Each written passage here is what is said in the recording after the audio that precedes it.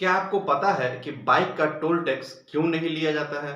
और क्या आपने कभी ऐसा अम्ब्रेला को देखा है जिसका विंग्स ही नहीं है? नमस्कार, मैं सरोज आप सबका बहुत-बहुत स्वागत करता हूँ अपने यूट्यूब चैनल सरोज का फैक्ट ज्ञान में। दोस्तों, आज हम इस वीडियो में इतने इंटरेस्टिंग फैक्ट को जानने वाले हैं कि आप भी बोल उठेंगे कि वाह! मजा आ गया।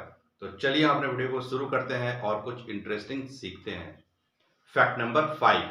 आज मैं आप सबसे एक बहुत ही गंभीर विषय पे बात करने वाला हूँ। हमने अपने अगल-बगल में, अपने घरों में एक छोटे पक्षी जिसका नाम गौरैया है, उसे देखा था।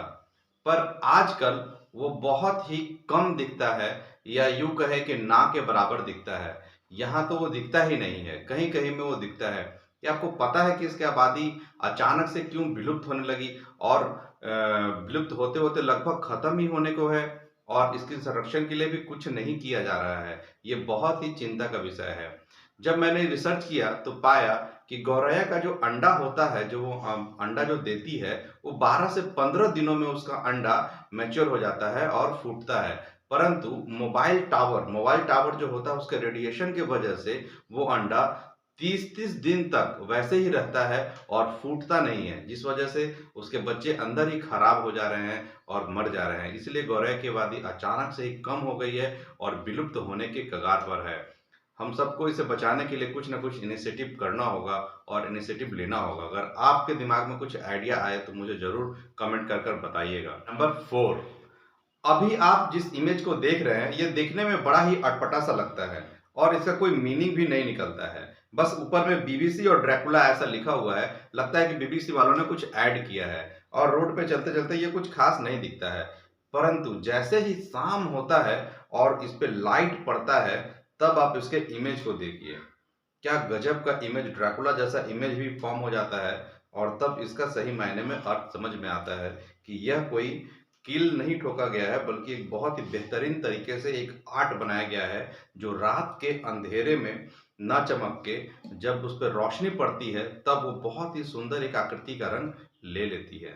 जापान के रहने वाले एक आर्टिस्ट ने इतने बेहतरीन तरीके से अपने प्यार का इज़हार किया है कि उसे सुनकर और देखकर आप भी दंग रह जाएँगे। आप इमेज में देखिए, आप अभी इमेज में जो देख रहे हैं वो है जापान का मैप और पूरे जापान के मैप में मोबाइल में जो जीपीएस ट्रैकर होता है, उस जीपीएस के हिसाब से वो आदमी पूरे जापान में इस तरह से ट्रैवल करता है कि पूरे जापान में MARRYME मैरी मी लिखा जाता है और इसे कहते हैं जीपीएस आर्ट।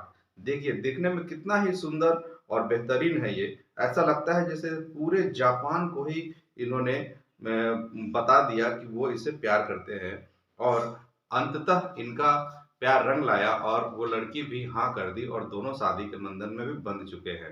क्या आपने कभी ऐसा छाता देखा है जो इनविजिबल है? नहीं ना, क्योंकि अभी तक ये मार्केट में नहीं आया है। परंतु अब मैं आपको जो बताने जा रहा हूँ वो बहुत ही इंटरेस्टिंग है। हम सभी ने एक छाता जब भी देखा है, छाता में हमेशा ऐसा विंग्स होता है जो हमारे सर पे आ जाता है और हमें बारिश से और धूप से बचाता है।